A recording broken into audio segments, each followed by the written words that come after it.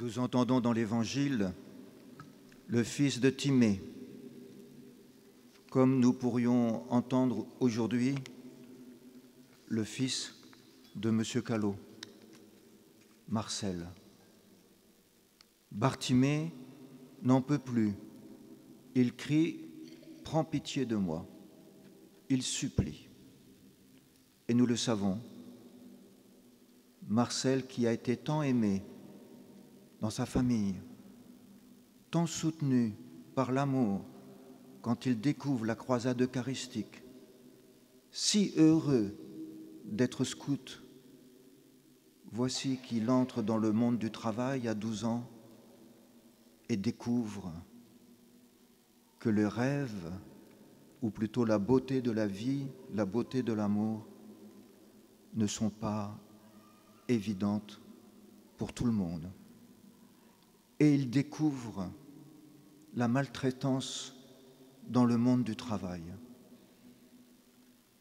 Et Marcel en est très douloureux, sûrement, comme en témoigne sa sœur quand il rentrait chez lui.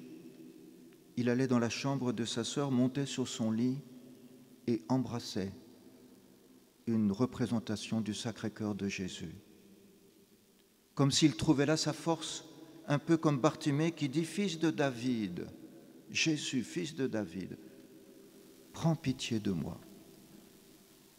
Et ainsi, Marcel a appris, et en partie grâce à sa maman, mais aussi ici à Saint-Aubin, grâce à la Joque et aux prêtres de la paroisse ici, il a appris petit à petit comment réagir en mettant sa confiance dans le Christ. Réagir en entendant au plus profond de soi un appel du Christ. Il faudrait repérer, bien sûr, tous ceux et toutes celles qui lui ont dit, d'une manière ou d'une autre, « Confiance, lève-toi, il t'appelle ».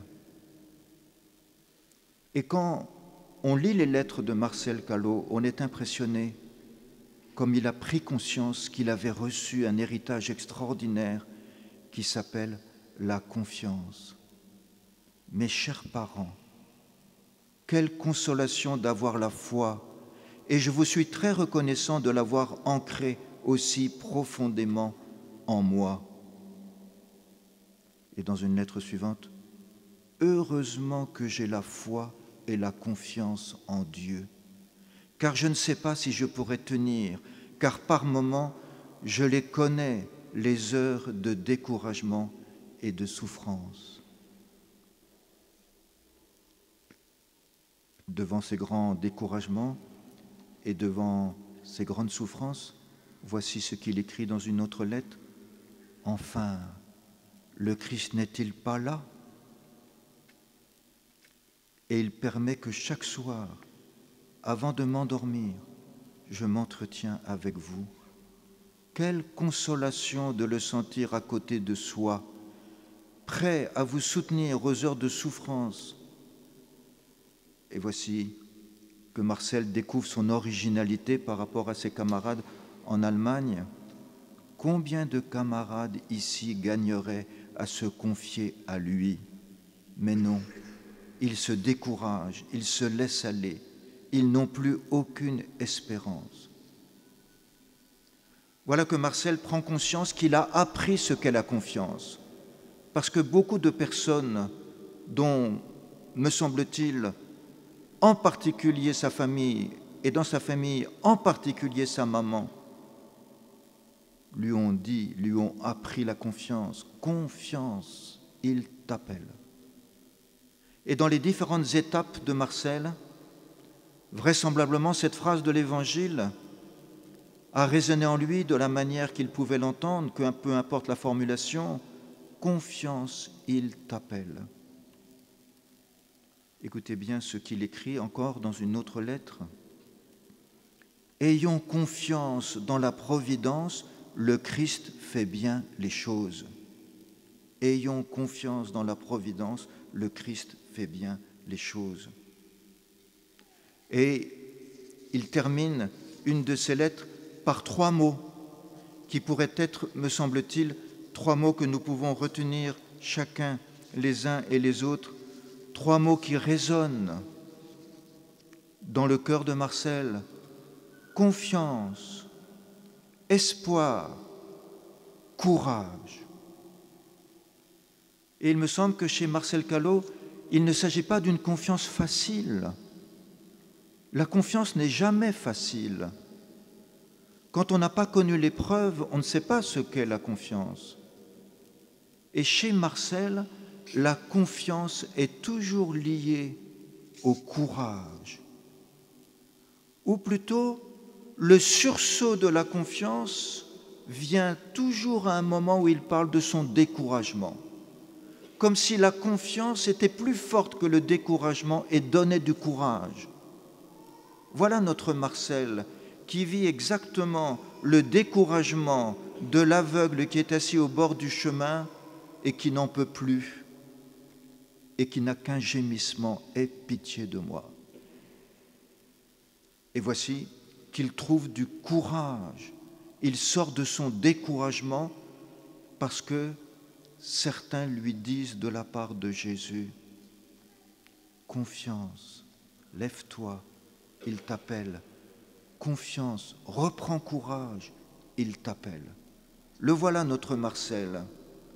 Et cela a lieu de façon très particulière, sans que nous ayons aucun témoignage, quand il est emprisonné à la prison de Gotha le 19 avril 1944, mais surtout quand, il y a 80 ans, le fameux 25 octobre 1944, la porte du camp de concentration de Mauthausen se ferme sur lui.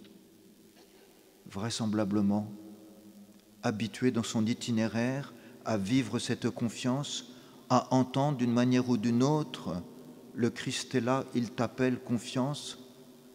Nous savons bien que le Christ, c'est son ami, qui ne me quitte jamais, dit-il. Ou encore cette phrase extraordinaire: dans son découragement, il se laisse aller, exactement comme ses camarades de camp, il se laisse aller. Le Christ m'a fait réagir. Le Christ m'a fait réagir. Exactement comme pour Bartimée, le Christ a fait réagir Bartimée. Et Bartimée s'est levé, plein de confiance et de courage. Et ainsi, il peut écrire à maintes reprises, dans les heures de découragement: j'ai pu apprécier combien il était bon d'avoir la foi, cette confiance en Dieu ne m'a jamais quitté. Peut-être que cette confidence dans une lettre nous dit ce qui se passe il y a 80 ans, ce fameux 25 octobre 1944. Cette confiance en Dieu ne m'a jamais quitté. Mes amis, aujourd'hui, alors que nous faisons mémoire de ce 80e anniversaire de cette entrée au camp de Mauthausen, dans l'enfer des enfers, voilà que les ténèbres du désespoir et du découragement ont été éclairées par la douce lumière de la confiance en Jésus, de la confiance en Dieu. Alors nous pouvons prier les uns pour les autres. Nous pouvons prier le bienheureux Marcel Callot. Nous pouvons le prier pour qu'il nous obtienne la grâce de la confiance, pour qu'il nous éduque et qu'il nous accompagne dans notre chemin, qui que nous soyons ici, vous les plus jeunes et vous les plus anciens. Que le bienheureux Marcel Callot nous apprenne, fasse partie de ceux à qui Jésus dit: appelez-le. Comme si Marcel entendait cette phrase de Jésus: appelle les jeunes aujourd'hui, appelle les personnes qui sont dans le désespoir, qui gémissent: prends pitié de moi, appelle-les. Et Marcel se tournerait vers nous et, par obéissance à Jésus, par sa connaissance de Jésus, dira à chacun d'entre nous, confiance, lève-toi, il t'appelle. Confiance, prends courage, il t'appelle.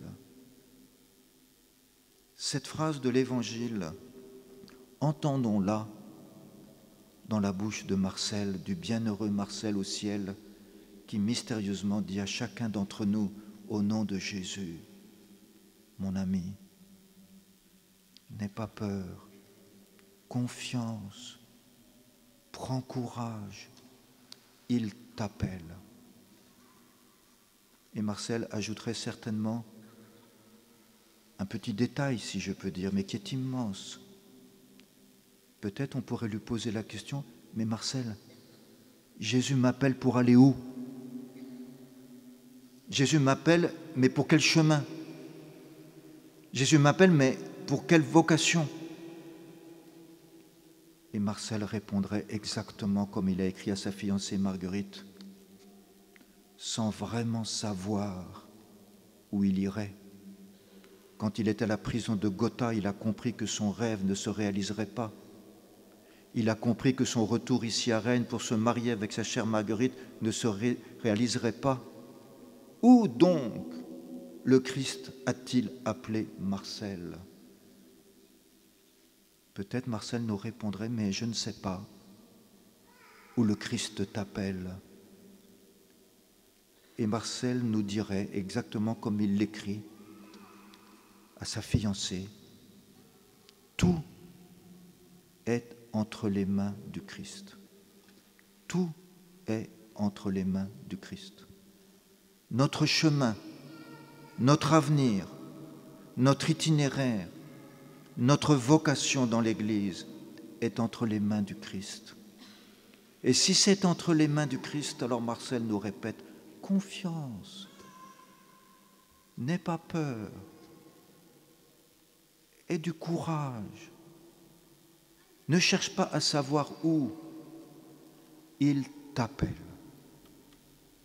Entendons cette affirmation du bienheureux Marcel Callot qui reprend pour nous cette phrase de l'Évangile, confiance, lève-toi, il t'appelle, et nous entendrons Jésus nous dire, que veux-tu que je fasse pour toi? Et Marcel, martyr, a fait briller le trésor de la confiance et de l'espérance.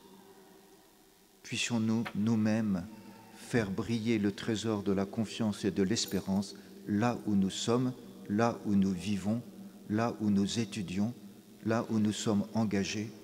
Puissions-nous tous être des témoins que la confiance est toujours possible. Confiance, lève-toi, il t'appelle. Amen.